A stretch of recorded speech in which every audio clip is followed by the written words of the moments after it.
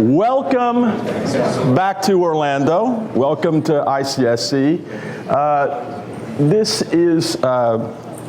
This special industry group is set up more as a lecture. I teach this class at Cornell University, so it's okay. You're going to get an entire semester of class in one day.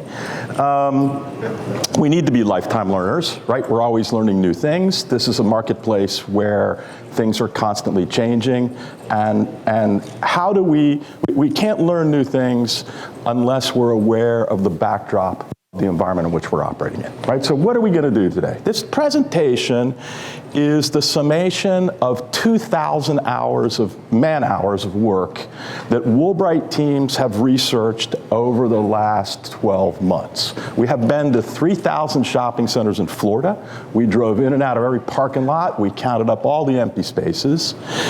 We are tracking the 600 retailers that have more than 15 locations in Florida. So over the last 4 years, we can tell you every time Bank of America opened a branch, closed a branch, where did this happen? We can tell you how these groups, the banks, are performing relative to the fast food restaurants, to the box tenants, and we're going to cover all of that today, right? So you're going to get 2,000 man-hours of research condensed down into less than an hour, and then we're going to go through and cover any questions you have. Now, how is this set up? Because this is the development talk. So first I'm going to, in the first 15 minutes, lay out the state of the retail industry of Florida and its major tenants. Then we're going to spend roughly a half an hour, 45 minutes, probably half an hour, going through every project that opened in 2021, 2022, 2023, or 2024. When you leave this room, you will know more about development in Florida, because the best way to know about development is to know what's actually being built. Your homework assignment after this class, because you're all lifetime learners, going to continue to grow, is to take the slide from the area that you are most interested in, say Dade County, and go to the 10 projects in Dade County that opened in 2021, opened in 2022, will open in 23 or 24, right? Continue to touch these things, spend time in the parking lot. That's how we really get to learn what's happening. These are some interesting times. We're post-pandemic. We are leaving an era of the last 2 years of what I consider magical thinking, where we could all work from home, where the government would pay all our bills, send us magic money, retire for 25 million of us that will get rid of our student loans for us. We live in this land where rich people like Elon Musk will pay all our bills. And so we're going to move, I'm assuring you, we have plenty of seats. Come up here. You're going to be hugged and love fest. There's a lot to learn today. You don't want to miss this, okay? This is the best thing that's going to happen in 1 hour at ICSC. We're going to go back to first principles, right? We're going to have cars go from combustion engines to electric engines. Today, we're launching we're going to recreate the ability to visit the moon. The spaceship will take off today.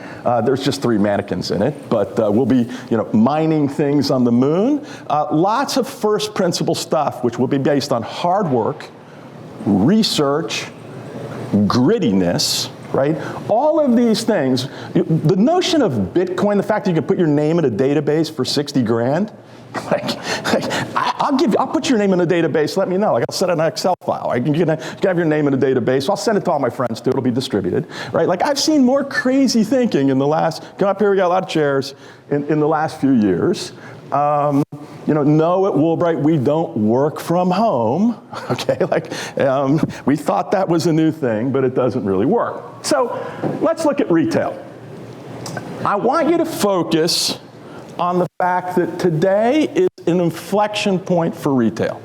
When you leave this conference, you will never see more shopping centers in Florida for the foreseeable future, right, than you see today. Now, what is this chart? Because I've been calculating with my Woolbright gnomes forever. So 1985, I'm graduating from college. Tomorrow I'm going to be a grandfather, okay? And what you can see is about half of the space are strip centers, and this dash,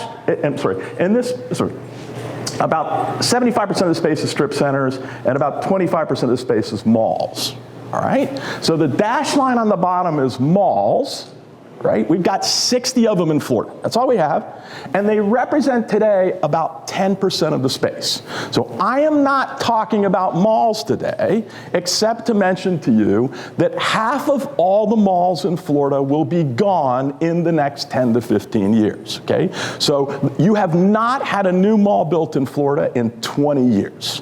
So please do not focus on malls after you leave this room, except to knock them down and make them into other things, because malls sell 80% clothing, and we don't need giant clothing stores anymore with the advent of the internet, but we still will need half the malls. The Aventura Mall, the Town Center Mall in Boca Raton, ... We need half of them. We don't need all of them. Plenty of seats up here. It's gonna be a lot easier to take notes. Please come, and I got VIP seats in the front row. All right. So one of the things that drives retail supply down is this getting rid of half the malls. All right? Well, wait a minute, though, Dwayne. It looks like the supply of existing shopping centers is pretty flat. This is the strip centers, right? This is the sum of everything together, right? We've got something. Here we're showing you 350 million feet. This is just the major metros. If you do the whole state, it's closer to 500 million feet. You have 22 million people. You have roughly 25 feet of space per person, okay? That's gone, okay? You're gonna go to 20 feet per person in the not too distant future. Now, what you're gonna learn today is that in order to build these 3,000 shopping centers, okay, over the last fill in the blank, 40, 50 years, we did 60 of them a year. Today we do 8, okay? We are probably gonna do less than 8 going ahead. Do they look the same as the ones we did? No. Are they being built in the same places?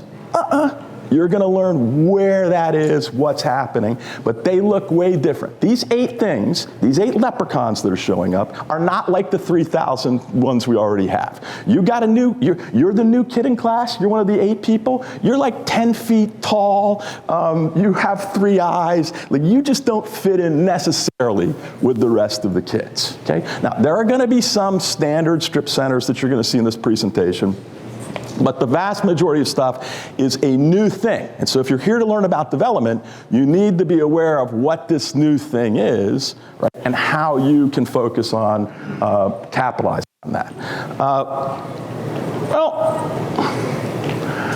We've had 2 quarters of negative economic growth in the United States.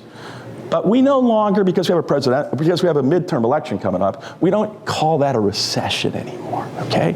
We have like a new term for things in the United States where we have all these politically correct woke statements. So this is not a recession we're in, but we're in a recession, okay? And this chart shows you what is being bought and sold over the last 20 years of strip centers. And if you can't, you're not gonna build it if you can't sell it. So I need you to quickly understand what's happening. Now, this is the cap rate, and over the last 20 years, it's been going down on average every year. And so have long-term interest rates and a bunch of other things. Now, we have had some periods of time where the cap rate jumps out of the railroad tracks, as I refer to it, and sometimes we get worse cap rates than we would have expected. That's because we're pessimistic. We have something going on like the retail apocalypse. Or we'll come into a period of euphoria and we'll start overpaying for shopping centers. And then we'll come out of that and we'll start underpaying again. We constantly bounce around the railroad tracks, but we don't ever get too far off. We have briefly, during the pandemic, moved into one of those euphoric states, okay? We were a little bit more aggressive than what the long-term trend would have indicated, and I think that's over, okay? We don't stay too optimistic very long. We love to be pessimistic, but this is our long-term trend. And notice that we're already telling you in 2022 with very high level of certainty that 2022 sales will be better than 2023. Now, for full disclosure, the second half of 2022 will be abysmal. So all of those record sales that happened in 2021 happened in the second half of 21. And all of these record sales for 2022, for the most part, were consummated in the first half of this year. Okay? And now the Federal Reserve is raising interest rates. Mortgage rates jump from 3% on houses in the United States to the 6% range. And like, whoa, somebody's pulling the gravity out of the system, right? And so this is, you are in now a very healthy market for buying and selling, or at least you were until the first half of the year. What happens after the November elections? What happens after we get to January and it seems like maybe the data supports that we don't have crazy inflation, right? Stay tuned. I can tell you, you can either have a real horrible year, like 2009 or 2020, right? Or you can have one of these mediocre years. We've been living, for the most part, in the last decade in the mediocre stuff, right? But I think there's a strong possibility that the United States is poised, because all of you in this room have so much equity in your homes, the United States is poised for what I'll call the roaring 20s, okay? So after you move through this mild recession, you'll still have strong job growth, strong base to build on. You're going to squeeze out magical thinking. This notion of cryptocurrencies is worth $3 trillion. Like, no. The fact that Peloton will take over the world, not really, okay? You need to go back to first principles. Now, the good news is, there's good and bad news, we are approaching the best occupancy levels we have seen in decades. And that always is followed by the worst occupancy levels. I just can't tell you when, okay? And it could stay low for a really long period of time, okay? So you already have a preview. There's almost nothing new being built. We're knocking down lots of stuff, right? And in fact, we're going to start to explain to you that we're going to knock down even more stuff, and I'll show you why when you see the new projects. So, well, that's pretty cool. We're at the historical high for occupancy. What about rents? Whoa, all right? In the last 10 years, we've been raising rents more than inflation. Inflation's been 2%. We've been raising rents sneakily somewhere around 3.5%. And we got the new magic secret thinking a few years ago during the pandemic, and we've decided that now we can raise rents at twice that rate. I mean, the apartment guys are raising rents 30 or 40%, right? Look at what's happened to the value of my house. So what does that mean? That means that a $30 a foot rent payer is now 6% increase, is now a $32 rent payer, right? A $40 rent payer is now $42.50, right? That's the world you're in, and that goes until it doesn't. Right? Until there's something that happens that cracks the system, and we all have to cut rents. We have to go back to giving free rent, right? We have to give lots of incentives. You're not in that world right now. You're in the world of record high occupancies and record high rent growth, okay? You have surpassed all of the peak rents from before the great financial crisis, all right? But again, laying the foundation, where are we? Okay. I get out of college, my dad gets me to sign up for building 3 public centers, being his slave. It was fun until the S&L crisis came along and all our projects weren't worth what they cost us to build. Then we moved through a period where we built roughly 3%, increased the space by 3% a year while population was growing 2% a year in Florida, right? I moved to Florida in 1971 when the population was 6 million. It's 22 million people today. It's been a really fun place to be in the shopping center. The thesis of this talk is it is still a fun place to be. It will be a great place for retail okay? But I want you to go into it knowing that it's completely different. We're not growing at 15% supply year over year. We're not growing at 3% supply year over year. We're not growing at 1% supply year over year, okay? We're growing at 0.2%. Your population is growing between 1.5% and 2%, and you're barely adding any retail space. You got way more people coming in than you're growing the pie. How are you taking care of that? Because folks aren't lining up for 3 hours to get your dry cleaning. You're not lining up forever to get a seat at the restaurant. We got a couple extra seats up here if anybody wants to sit down. These folks are really kind in the front. So note to self, okay? There's a bunch of seats in here, some seats up here in the front. The world of retail construction has changed, and building shopping centers happen. You get one project for each major market, okay? That's the bottom line. I want you to take note. Record occupancies, record rent levels, okay? Where did we get this occupancy from? We visited all 3,000 shopping centers, okay? This isn't from CoStar. This is like, look, count all the bays, count the ceiling tiles if you have to, look in the window, figure out how much empty space there really is. Okay. 80% of the space is occupied by 600 tenants. 600 tenants are the nationals. I can just simplify that for you. It's a person in Florida with 15 or more locations, all right? And how have they been doing? So there are 600 nationals, and about 100 of them are boxes, okay? And they are 70% of the sales, roughly 70% of the space. And so while as a group, right, we've got 50,000 locations in Florida for these 600 companies. Imagine the woolbrighters keeping track of all 50,000 locations. Every time one of these things opens, one time it closes, right? But the boxes, they have 11,000 locations. And how the boxes go is really how retail goes. You have the boxes falling apart, you're going to have retail falling apart.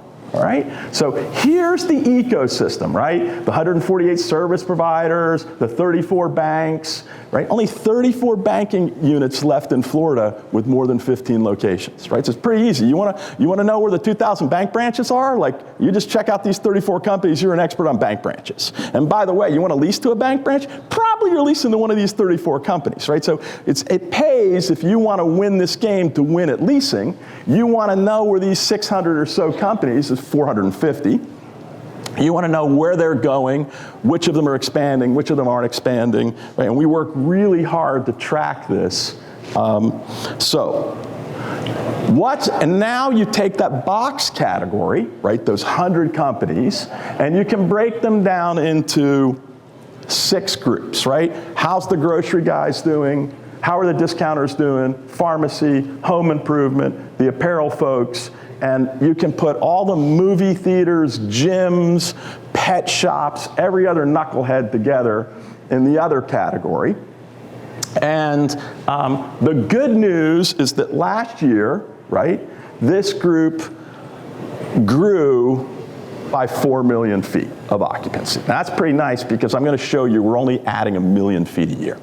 Okay, so you gotta feel good. Everybody's like, oh, you're in a retail apocalypse. It's like, Stiller just told me that those boxes in Florida just added a net of 4 million feet, okay? They opened, it's hard to read some of this. They opened 357 locations and they closed 200 for a net change of 172. So you're not in a retail apocalypse. Who is driving that growth though? Because it's not evenly distributed. That growth is happening in the grocery land, and it's happening in discount land, right? So of that 4 million feet, you can see, right, hold on.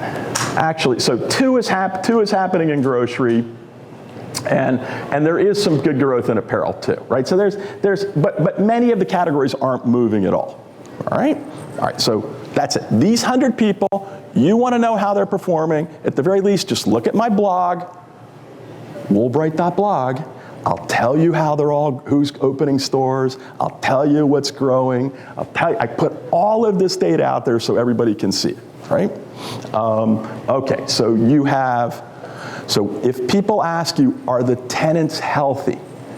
Come on, not all 100 people are empty. In 1990, if you took the top 10 retailers in the United States and compare it to the top 10 today, there's only 3 of them on the list: Walmart, Kroger, and Target. Okay? The JCPenney's are gone, the Sears are gone, fill in the blanks, okay? We live in a world of creative destruction. The only reason, and your retail system today is better than it was in 1990 because you destroyed 7 of the 10 biggest retailers, okay? And you found new things like Amazon and Lowe's and Home Depot made it to the list, and so did Costco. Imagine a world without Costco. It wouldn't be any fun, right? So you create, the consumer constantly create these new things. So yes, some of these 107 are going away. Maybe it's Bed Bath. Maybe it's Party City. Maybe it's some of the movie theaters. But it's going to be replaced by something else. Go try and drive around and find an empty, Sports Authority space. Find an empty Circuit City spot, right? We love to destroy things and replace them. Destroy, replace, right? We're innovators. All right. Pause for a minute, right? This is now everything new. Like, ugh, you're going to tell me there's only 1 million feet. You got this system of 400 million feet of centers. You added 1 million feet to it? You added 1 million in 2022?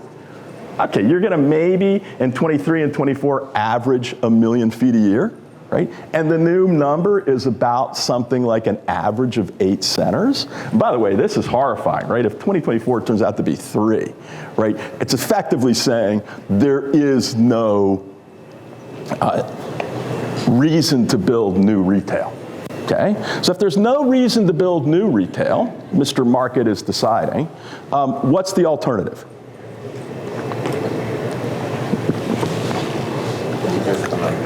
Sorry? Yes. Reimagine the space that you already have. Redevelopment is really the new development. So when I grew up in Florida, right, 60, 80 centers a year being built. Now you're going to see 60 or 80 redevelopments a year. You're not going to see many new projects, right? And since 2020, Woolbright has done 100 redevelopments in Florida. Okay? We've done, 15 million feet, several $1 billion. We love to reimagine what's already there. And I'm telling you guys, there's really no alternative than to having a large portion of what you're doing reimagine what's already there. Now, we're going to look at every one of these 30 new projects. So you're going to leave this room, this is going to be like, whoa. Get in the spaceship with me. We're going to travel through time back to last year, forward a little bit. We're going to go into each region, right? You can see, gosh, Dwayne, something looks a little odd with what's happening in that map. Looks like it's heavily weighted towards Southeast Florida, particularly Dade County. 25% of all the stuff being built, and probably 60% of the capital invested is happening in Dade County. So if you're interested in getting in development, I'd tell you to go down to Dade County but when you start to look at these projects, you're like, whoa, these are $100 million things. These are $200 million things. This isn't Publix and 10,000 feet of shops, right? Like I thought that's what retail development was. So let's venture through this by region, right? So remember my key here, right? So you're in Dade County, one of the most vibrant places, Miami, in the planet, right? And in 2021, you got 2 new things to talk about. I'll show you what they are, right? In 2022, you got 2 things to talk about. 2023, 2 things, really 3, right? And 2024, 2 things. Right? This is as good as it gets. Everywhere else moves backwards in comparison. But we're going to learn about what the future projects look like from Dade County because they really are the canary in the coal mine. They're showing us what the future is going to look like. And it looks like this. okay? 500 residential units on top of 100,000 feet of retail, okay? And you can do the really quick math and say, holy crap, that's $300 million of stuff, right, sitting on top of a $50 million retail project, okay? So this is a $350 million project, and you know, is this a retail project, or is this a bunch of houses with some stores as an afterthought? Lifetime Fitness, right? Trader Joe's, like very little bit of retail happening in this project, right? Every one of these projects, all of this data is on our blog. Okay, so like we constantly share this with you, but this wasn't the shopping center that I was taught in the 90s and then the early 2000s was what the ecosystem of Florida needed. But this is what we are going to have going forward. So can we have companies like Woolbright that just do retail and we don't know anything about multifamily? Probably not. Not if you're going to have development, like we have Woolbright Development. If you have development in your name, you're going to have to be able to combine the retail and the residential together. That's going to be the reason. There is a reason that rents are going up 30 or 40% in Southeast Florida, Tampa, and Orlando. Who can tell me why rents are going up that much? Supply and demand, right? We don't have enough apartments. I'll make that simple. If I had flip-flops up here, and none of you guys look like you want flip-flops today, guys or gals, right? I'd have a pile of supply of flip-flops and I couldn't give them away for $1 each, right? If they removed your shoes because it was TSA and I had flip-flops, you guys didn't have any shoes, you'd be paying up for flip-flops, okay? That's the only reason you're seeing that. In fact, you're seeing big housing growth because there isn't enough houses. Why don't we have enough supply? Sorry? Raise your hand. Right. So constraints, particularly zoning constraints, right? Supply chains also were disruptive, but we don't have enough supply. So that's good news. That seems to set the stage for roaring 20s, right? We need more houses. We need more apartments. Stiller's going to tell us we don't need more retail. Let me explain it, a little bit more if we get to the end of the questions, but this is the future. Right? Now, my friend Casey Cummings at RAM started on this project 10 years ago. He stumbled into some bald eagles, like everything you could imagine would go wrong. This is one of the few Walmarts built in the state of Florida in the last 5 years, okay? Right? Like, you're like, what? That's the biggest retailer in the world. We're the fastest growing state or the second fastest growing. What do you mean Walmart's not adding stores anymore? In 2016, Walmart accounted for half of all the GLA built in Florida. Okay? Now they're like, none. And this deal was made 10 years ago or it wouldn't have counted. Now, look at the fact that RAM, right, did almost 1,000 apartments in the back. All right, so that's $400 to $500 million of value. Do you think you want to sell a piece of dirt to Walmart for $10 million if you could do this all over again? No, you'd do another 600 apartments. Okay, and so this is going to change the dynamic.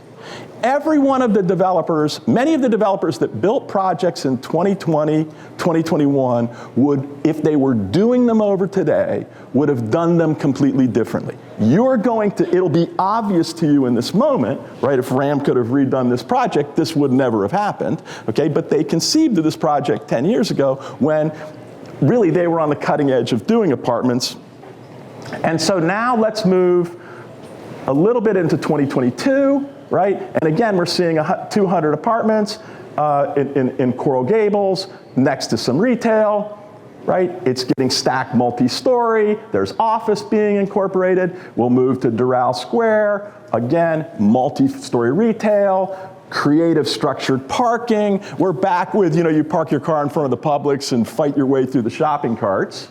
right? Now we'll go to Doral Square. Now, I don't get building this much, stacking the UFC on top of the Marshalls and the Ross on top of the grocers, because again, I think if Terra could have done this project again, instead of just doing the 350 apartments, they might have done one floor of retail and another 300 apartments, because I can't imagine that Marshalls and Ross and UFC paid as much rent as they could get today out of having made it apartments. Okay? And remember, the parking requirements for having made more of that GLA apartments would be much less than having made it retail. Right? All right, so you got like 1.5 spaces per 1,000 feet versus 4 or 5 per 1,000 feet. All right, so we're moving through Dade, right? And so we get one last project in Miami Gardens, and again, here's Dakar doing a traditional Publix and Ross and one of those. So again, we see one or two of these things, right? We're still a state that's growing by 350,000 people a year. We're going to need a few of these things here and there. But for the most part, right, we're going to have to reimagine what we already have. So let's go to Broward. There are 2 million people in Broward. And over a 4-year period of time, those 2 million people are served by 2 new projects. Welcome to the new Florida. Okay? That's it. You're the expert. You grew up in Fort Lauderdale. You're going to be the king of retail. You never need to leave Fort Lauderdale. You and your 30 development buddies are killing each other to be the one guy that gets to do one new project every 2 years. Okay? So I'm warning you, development ain't what it used to be. All right? So in Plantation, right? Art Falcone takes the old Plantation Mall. He bulldozes down parts of it. Again, it's mostly about the apartments and the residential. He puts the UFC gym in. He tries to load it up with the restaurants, right? But again, if he could have redone it all over again today, he would have done even more residential.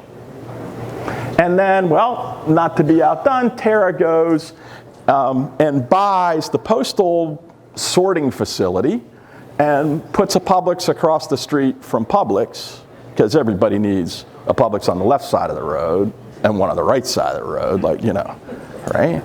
And well, every gym went out of business that they signed up, so they were finally left with Crunch. And again, during the pandemic, they did, constantly your deals were falling apart, so they were left with Burlington Coat. Again, you don't have any empty space, right? But if Terra could have redone this today, right, they would have done some component of multifamily. They're experts on multifamily. They would have rethought this. They kind of inherited this project in process. All right? That's Broward. Let's go to Palm Beach, right? You get one a year. You're like, what? Palm Beach is like 1.5 million people get one project a year? Yeah, you get one a year. You get the Home Depot next to the Public Center, because everybody needs one of those, up in the North Palm Beach. You need an REI, because it's Boca, right? Like, how can you live without an REI? You're going to need an Amazon Fresh, right? We just don't know if it's ever going to open. It's all built, right?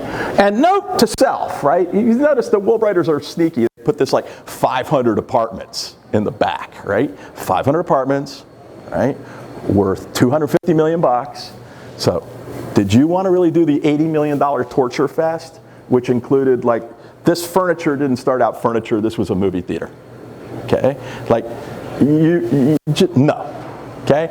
If those folks at Schmier and Fearing are very smart. If they could have redone this project all over again, they would have probably done these restaurants and 500 more apartments, and would have quadrupled their profits. Right? So, and developers on these slides are smart. They get hit in the head with a baseball bat, and what you're going to see out of them in 2024, 2025, and 2026 is the new version of this stuff. I just know, sitting and having beers with these folks, what they're already thinking, right? It's pretty obvious. So Publix decides to move from the left side of the road to the right side of the road because they simply didn't have enough parking in Boynton. So good use to convert the equestrian center, that a lady had a private equestrian center into a Publix. You now have the empty Publix across the street. Somebody will take it. There's no empty space in Boynton Beach anywhere. And so across the street from the public center, we had Peb Enterprises built to Sprouts because, Sprouts has 500 stores. They need to have 600 stores. Somebody needs to build them new locations because in places like Boynton Beach, there's no empty box for you to move into, okay? Give you an idea, where I live in Southeast Florida, from Boca Raton all the way down to far into Miami, there isn't a vacant box on Federal Highway, right? So you're Sprouts. You want to be in Florida? And you're like, I can't have any stores on Federal Highway? Like, you're kidding me. So yes, you'll see some stuff built. So for example, Ram built a Sprouts on Linton Boulevard, or in Commercial Boulevard, right? They jam it in with, again, surrounded by apartments, right? Floor and decor in the middle of nowhere, but that's okay. All right, so you did Palm Beach County. We got 2 left, and then I'm going to stop. Open it up for questions. You're getting this, again, you're in your spaceship. I'm jamming tons of data down your throat. You're touring everything that happened in 4 years, right? You're burning into your brain what those site plans look like so you can design your own project. You'll be one of the unicorns to build the 8 new projects that we're going to get in 2025. So we're almost done, right? So Orlando, nothing happens in 2021. You're like, Orlando's on fire, it's growing so fast. Like, yeah, nothing, okay? So we're gonna get 4 things in 22, right? 1 in 23, 1 in 24. Who wants to guess 25? 1. Who wants to guess 26? 1, right? Like, that's what you're gonna be, all right? So let's take a look at these really fast, right? So we're gonna see Celebration Point, right? We're gonna see this classic, Publix, Walgreens, interesting parking field that somebody sold Publix on there. Start to pay attention to this, right? Orlando 36 to 40, right? Now we're going to do the mark. Again, standard kind of mix of retailers, stores facing stores with no parking in front of them. Everybody loves that. Again, we've got to go jam $40 a foot, right? Now let's go to O-Town, which is massive amounts of apartments with this retail. We're going to see that 900 over there, 250 over here, right? We're going to jam some retail in it, but again, I might argue that instead of doing 2 nodes of retail, you might have been better off doing 1 node of retail, right? And they're saying, right, 38, which has now become 40 or 42, and then you're going to do your standard public center because everybody that builds a big, mixed-use project needs a public center, and you're going to barely get enough rent out of Publix to cover your costs, probably not, right? You're going to try to make all your money off of these guys, and so you're going to charge them $40 a foot, right? Like this is going to be challenging. So Orlando, notice it's different for the most part than what we saw in Dade, right? We didn't see as much build the retail on the bottom, stack it on top. We started to see it coming in Broward, right? We're not seeing much of it in Palm Beach County. You will, right? And now it's going to creep into Orlando and Tampa, right? So here you have WaterStar in Orlando. Again, now notice, well, I'm going to go build this retail with Marshalls in Burlington, but I only have this tiny little bit of shop space, and I'm going to charge 55 triple net. Like, bro, I lease a lot of space in Orlando. Okay. There aren't a lot of 55 triple net payers that want to be next to Burlington Marshalls. Okay, okay. Now, note to self: see all these apartments where you made a ton of money. Next time, do more apartments and stay that. Okay, like that's probabilistically what the next iteration of things are going to look like. All right, here again. Orlando, they got the message, right? The future one. There's your 500 apartments with only 125,000 feet of retail. Okay? Tampa, 2.5 million people, 1 project in 4 years. It's like, huh? Don't they have University of South Florida? Don't they have the Buccaneers? Don't they have like 1 retail project? Yep. Who's it going to have? Whole Foods. Got to have. And let's throw REI in there too, right? And let's make a giant number of apartments, 400 on the top, okay?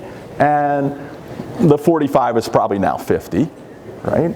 And your costs have gone through the stratosphere since you designed this 5 years ago. And that's Tampa.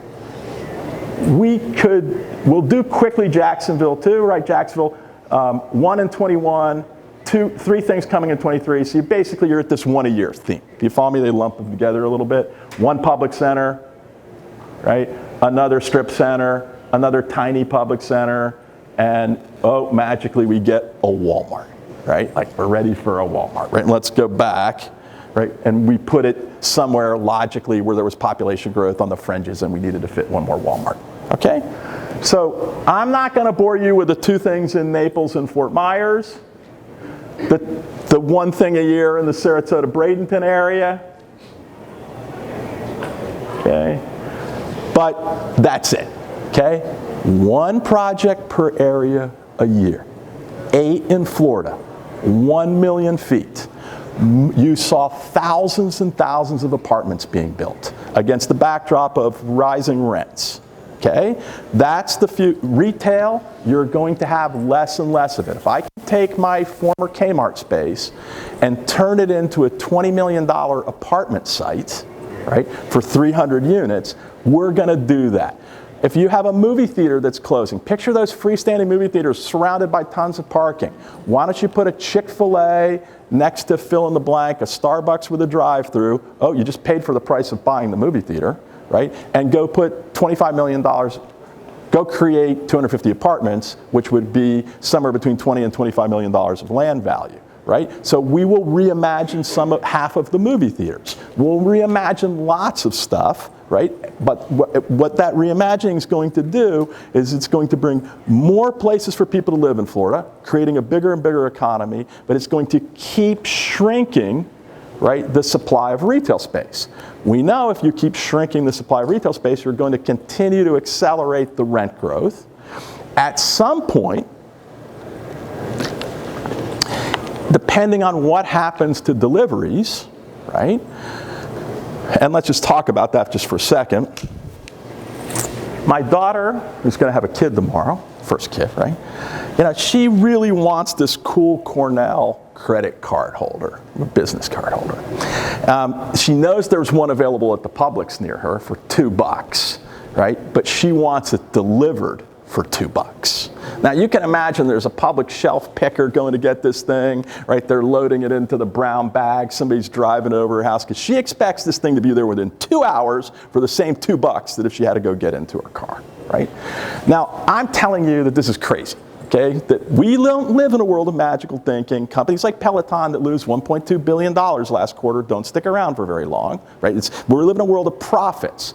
And so all these retailers during the pandemic massively pivoted into deliveries because the consumer wanted that. And they had magical thinking. They gave it to them for the same price. And they didn't think enough about profits. So most of my forecasts assume that as a retailer, you have a robust back door doing deliveries, guys with tattoos and vape pens, guys and gals, driving stuff to my daughter, okay, who wants it in 2 hours or less for the same price as if she drove to the store. And then you have the same number of stuff moving out the front door. And because you have population growth, though, all of the growth is happening in the back door. Okay? So yeah, the sales of the retailers are going up 4% a year. Half of that's due to inflation. Half of that is due to volume growth. The volume growth is coming from population growth, right? But their back door is serving up that whole 4% volume increase. Okay? Doesn't mean they can do anything about the front door because that base sales, last year's sales, is still all moving out the front door. Okay? So we created a situation where we could increase the volume of a store by 20% without changing its GLA. This front door, back door strategy, we needed guys or gals with tattoos and vape pens, but we could do 20% more business out of the store, right? But what did that do to our profits? The stuff we sold out of the main store, the brick and mortar store, had an 8% margin. The stuff we delivered had a 1% margin. I gotta be going to yourself, all my growth is happening out the back door, but I only make 1% out of the stuff that leaves out the back door, if I'm lucky, right? I ordered some sticks the other day from Amazon because I have this 60-year-old boat and it's the only way I can test how much gas I have in there. 17 bucks for sticks, okay? They had some lady in a semi-truck delivering these sticks, okay? There was no way they made any money. But the box that the sticks came in cost $5, right? So we still have magical thinking in retail. The magical thinking is that delivery solves all the problems, right? It doesn't. Well, it doesn't. It doesn't solve the quintessential problem of business, which is generating profits, right? Now, Walmart, who hasn't been building any stores, is very smart. They are going to figure out how to optimize the system. Publix is very smart, okay? Amazon is very smart. All of these retailers, Target, Bed Bath folks, they're all very smart. Okay? They know the stuff that they're delivering out the back door. They're trying to be like the auto parts guys, where half the stuff goes out the back door and half the stuff goes out the front door. It's been happening way before the internet. Okay? You've been in the land of retail where half the stuff went out the back door forever, you didn't notice it. Okay? Auto parts were around you everywhere. Okay? Now you live in a world where everybody wants to be like the auto parts guy. It's like everybody wants to have a car like Tesla. Okay, I don't want an electric engine. It's like, really? Well, yeah, it's been around for 10 years already. In any event, so I don't think we need any more retail space, assuming that the back door is allowed to continue to grow. And in order for that to happen, you can't buy the thing out the back door for the same price you buy it out the front door. Okay? And we're going to have to crack the consumer away from that. And so that's that's an assumption. So we get to 2030, you have 20 feet of space per person, not 25. You have half the malls, half the movie theaters. You have many retailers that have gone out of business, but many new things that you couldn't have imagined. You have rents in the stratosphere. Okay? You have occupancies, like you got a waiting list for people to get into your shopping center. Okay? You have a very healthy economy. You have a very healthy population base. So, I'm very, very long-term positive about Florida. So that concludes my remarks on, I took you through every project built. I've told you how the market stands based on physically visiting 3,000 centers. And I'm ready to answer any questions you have. Go ahead, sir. What's your blog? woolbright.blog. So just woolbright.blog. We try to think of how could we make this as easy as possible. We'll even put this talk on the blog too, so you can go back and look at it. Yes, sir. Can you go into how higher construction costs are playing into this whole formula of future? Because yes. That's what I'm hearing a lot. So the question is, let's think about what are the impacts of higher construction costs on this whole movie. Okay? So I'm a contractor. I wake up, I got two choices. I can go build that $20 million public center, or I can go do one of those $400 million things, right? I got the same number of project managers, I got the same number of superintendents, I got the same electricians, the same plumbers, right? So the multifamily folks have been able to raise rents. Basically, Florida was on sale, right? So you wanted to buy a house in Santa Monica, that was a $3 million house, it was $1 million in Florida. Okay? A lot of people decided to move from New York City, they moved from other places, right? We were on sale. And we've been going through, you shouldn't have a baseball that sells in New York City for less than a baseball that sells in Tampa, for less than a baseball that sells in Dallas, right? That over time the system will create these equilibriums.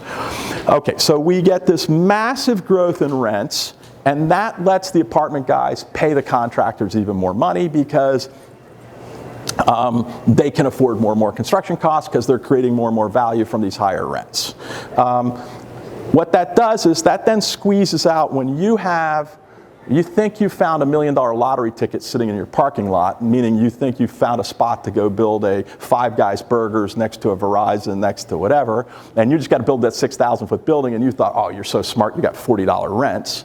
And then you go to get the quote from your contractor who's currently building, the $200 million apartment job down the street, and he says, well, Bob, I really like you, but I really just can't take this on. Oh, come on, we've been friends forever. You got some extra guys around, right? And he gives you this quote of like $600 a foot for the hard costs, right? And you're like, you're fucking shitting me, like, and sorry for my French, right? But, like, we just built a Burlington coat factory. We budgeted it at $2 million. It cost $4 million. I'm like, huh? Like, we have been building, I said we did 15 million for this stuff. We're not that off on budgeting on anything, right? So I said, okay, all construction stops. Okay, that's why I'm like, I want to do the apartment land. I don't want to be there even for apartments. And because I can't calculate what the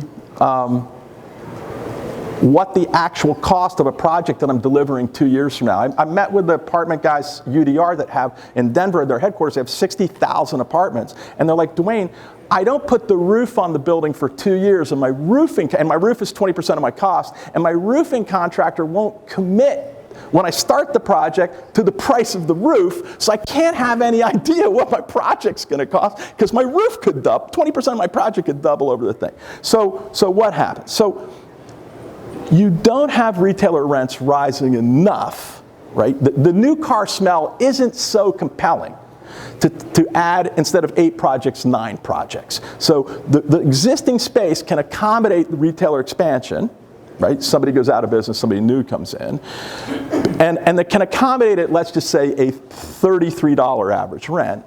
And you need a $50 or $60 rent to afford building your new space. So at this moment, the economics are such that you, no matter what you can think of, you can't make a profit.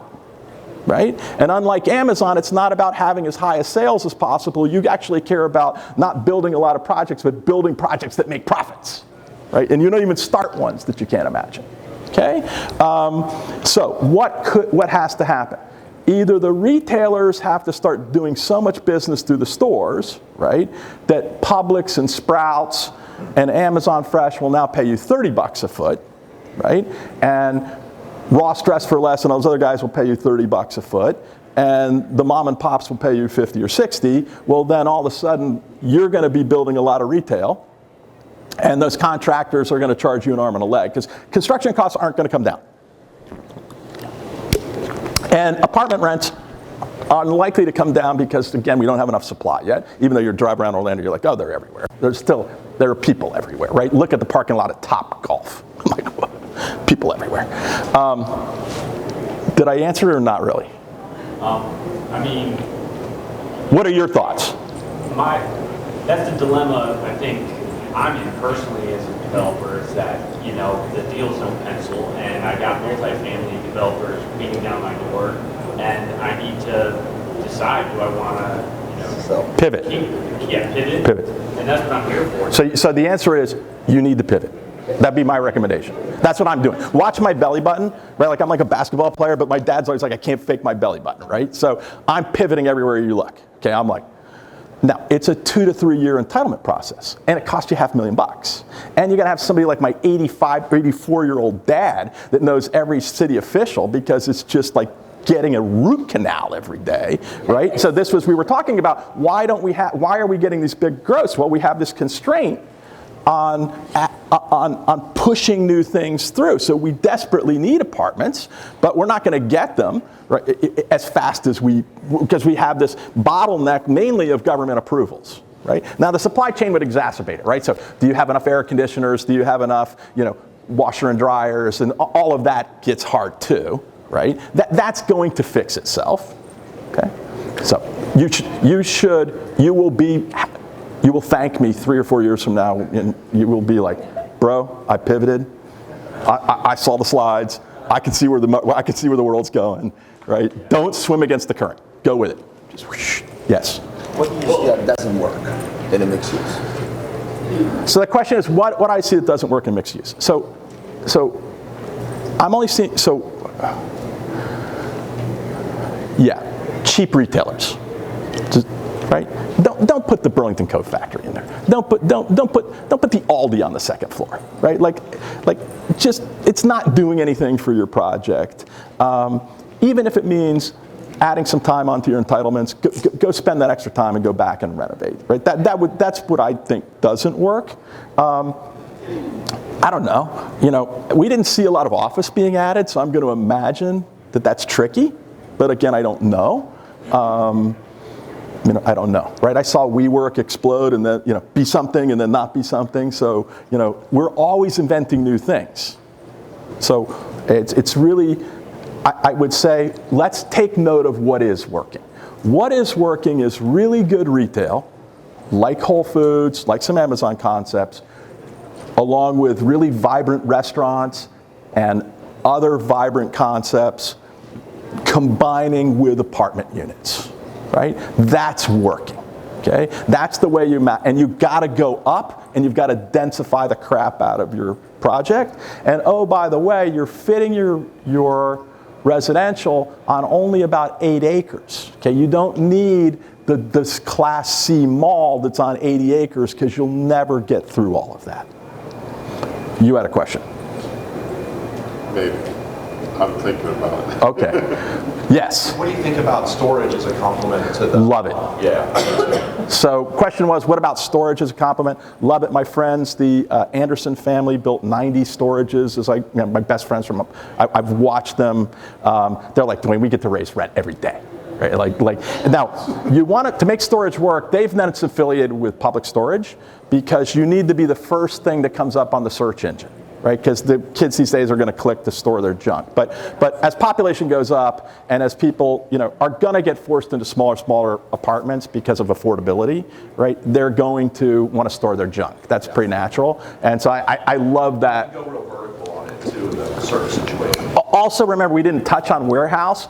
I think that, again, we're reimagining what's already there. You have space in the back that you thought was dead space. Literally, there's some contractor that's been priced out of the warehouse thing, and he's going to pay you 15 triple net for this thing that doesn't even have a front door. Right, like we're doing that all over the place. So public storage, if you had enough room, right, you could build that kind of facility. But also be thinking that some of our retail projects, where we thought we had unusable space, is now valuable warehouse space. The rents for warehouse have exceeded the rents for a lot of the shop space. Yes. So I'm from Miami, and I mean, there's really. We love that, man. Smart guy. Good move. Yeah, so I'm highly interested. So I studied engineering at Cornell. I'm this 40-year scientist, right? And I'm a big data expert, right? So I'm in the camp that there is climate change, and I'm in the camp that the temperature is rising, and I'm in the camp that there's increasing levels of CO2 and methane. I'm in the camp that there will be rising sea levels, right? I'm also in the camp that, well, the Dutch did a pretty good job starting back in the 1500s with rising sea levels, right? So, you know, I would tell you the biggest challenge is like make sure that Brickell doesn't flood, right? But we've got technology that we could do that, right? In Manhattan, you got areas that you got to make sure it don't flood. So I'm in the camp that all the new construction really should have solar panels, PV panels on top. We should be much more sustainable in terms of how we're functioning. We haven't, you asked also about climate change. We should also ask, what about with self-driving cars? Do we need these giant parking lots anymore? Is our car just going to drop us off? I mean, you're asking things like, what about the big changes that are coming? In summer, I live in a community where the cottages were built in 1870, and this guy that was like employee 8 at Apple is like, we don't have driveways. What are we going to do? We need to charge electric cars because California is mandating by 2035 every car be electric, right? And so they're like, what do you mean? You're like, well, you know, just plug your car in. He's like, oh, no, it isn't that easy, right? You know, I need 220 volts. I need this. Do you really want cars all over people's front yards instead of we had them hidden in these little parking lots with trees, right? Should we then plan for a wind turbine to power all the charging for these cars? Should we be doing solar? So your question is, it's back to a first principle question of, right, what as a society should we be doing to innovate, right? We will innovate. So I live in Boca Raton on the intercoastal, okay? I'm not worried that my house is going to be underwater, but I probably only have 30 to 40 years of runway left, right? So, you know, you're asking a question that I'm going to imagine. So remember this too. How many people are in Asia? Well, here, I'll do this, okay? So there's 8 billion people on the planet, and about 5 billion are in Asia, and we only got 1 billion between North and South America, right, and Europe. maybe it's 2, maybe it's 1.5, but it's really Asia and Africa. And they don't want to cooperate in terms of CO2 reduction because they want to be rich like you. And the rate you use lots of energy to create a really robust economy, making fertilizers, plastics, all kinds of other stuff, right? So we're not, and even if we could change tomorrow, if we could roll back to 1950 levels of CO2 production or whatever, which we can't, but if we could, right? This train's already left the station, right? We're not changing what's going to happen in 2080, okay, when I'm running out of runway. So I'm not making any immediate strategic change. I'm sort of worried, like, how do I get through this hurricane season, right? That's my climate issue, right? Every year, 2 named storms hit the United States. Okay, periodically, we're just at the 20th anniversary or 20-some anniversary of Andrew, right? Right? That was no fun. Right? Down in Cutler Bay, like, we had a lot of stuff knocked over. We've changed our construction methods, right? Almost nobody dies from hurricanes anymore. Okay, I'm going to assume we can be equally creative, right? If we have rising sea levels, we can change some of our methodology. So me, right? Watch my belly button. I'm not doing anything. So how do you plan for a good service mix while keeping your rents high? So I'm from Ocala. We've got over 2,000 units in the development process right now. Got plenty of Publix, not enough entertainment, not enough service. People still need dry cleaners, stuff like that. But you also still have the mom and pops and paying $18 a square foot is horrendous. So this gentleman's from Ocala. How do I bring in the mix of retailers that I need that's missing from my marketplace? Right, I've got big growth, right, and the challenge is back to first principles, right? How do I lease better than everybody else? Get the database of the 450 companies that have 15 or more locations. Find out which of them are missing from Ocala, right, and build the sales team necessary that you win that game. That's how Woolbright won the game in redeveloping the 100 shopping centers since 2000, right? We invested massively in how do we play leasing better than everybody else, right? We're not just going to do swipe left and swipe right? Like, our leasing is going to be a little more robust. We're actually going to go out and talk to people and do a whole bunch of other stuff, right? That's what you're going to do. They will come. The market needs those things. They will come. You will get the people there, right? Go find empty spaces in the villages. It doesn't exist, right? Yeah, right. Ocala can be the same. But you're going to need world-class leasing people. And right now, if I'm a world-class leasing person, I'm located in Dade County, right? It's hard for you to make a case. I'm 30 years old. I got a young family. I'm willing to work 70 hours a week. Like, I can go to Miami and lease space. I can go to Tampa and lease space, or I can come out to Ocala, right? So that's the other trick, right? So you've got to then pay up to bring those people. Next question. We got time for 2 more questions and we're done. Yes, sir. From a valuation perspective at exit, when you have retail at the bottom and residential on the top, what challenges do you see versus when you have residential and retail side by side? So the question is, I've got 2 different use types. Residential, sitting on top of my retail. I want to exit it. Am I going to split this into 2 things, have 2 different buyers, right? One buyer buys the retail, it's sort of set up as a condo. The other buyer buys the multifamily, right? Or do I do a kind of a mixed use, which is not so horizontal, but a lot of these projects, my multifamily node was behind my retail, right? That's what I think is your easiest execution. You're going to be able to do, you don't get stuck to be in Dade County where you got to do them on top for right now, right? So if you're in most of Florida, you're going to have one buyer for your resi and then another buyer for your retail. The buyer for your resi is going to be, let's just say, at a 4 cap. The buyer for your retail is going to be at a 6 cap, right? Just by way of example, right? You did much better dividing it up into 2 things than leaving it lumped together, because if you lump it together, you might not sell the whole thing at a 4 cap. But the market could also get hot enough that you actually, instead of getting a 6 cap for your retail by leaving it all together, and they saw future growth or whatever, they gave you a 4 cap on the whole thing, right? Can I do a follow-up? Yes. And so there's a lot of municipalities that are restricting these retail and residential separate development. They want this urban style, live, play, sleep, work here type of environment. Are those seeing exit challenges, or are those becoming a new norm that the investors are now sort of warming up to that? So let's use something like Mary Brickell as an example in Miami. So the question again is, well, again, let's go back. What if the municipality forces me to stick it on top, right? The answer is there's going to be a buyer if you have the A piece of real estate, right? It's easier if you could somehow partition it off so the apartment REIT gets the one piece and Federal Realty gets the other piece. But if you got to leave it together, there's going to be RPT that teamed up with the Singapore government, and they're going to pay you a 4 cap, right? Because it's Brickell and they're going to do it anyway. All right, so you've tried to fight with the municipality because it's going to be easier for your execution, but if you've got A real estate, you're going to be just fine. Last question. Who's got it? We need the zinger.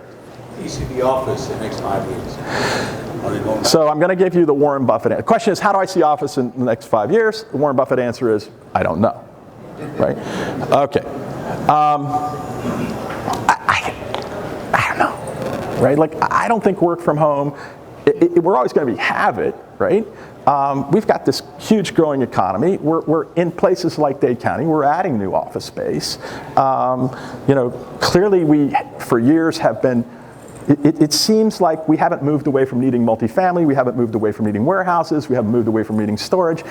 Did we really move away from needing office? Like, I don't think that's the case. But I would say that's the murkiest thing to predict. I think that, and we can go with, there's like one other thing, which is like the homes for rent. 10% of the houses being built in the United States today are being built to be rented. So they're kind of a new sector, almost like multifamily. What's the long-term view on that? Like, that again is foggy for me too, right? So I'd be foggy on office.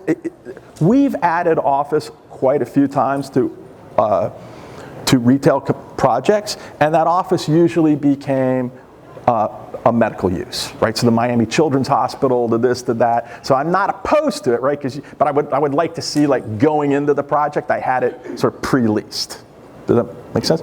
I would say that our office, we had a project near the Town Center Mall in Boca Raton. It was called Glades Plaza. I had my office there. I had Starbucks. I had 12 restaurants, 10 salons. Like, I'm like, oh, this is nirvana, right? So it melds together really nicely.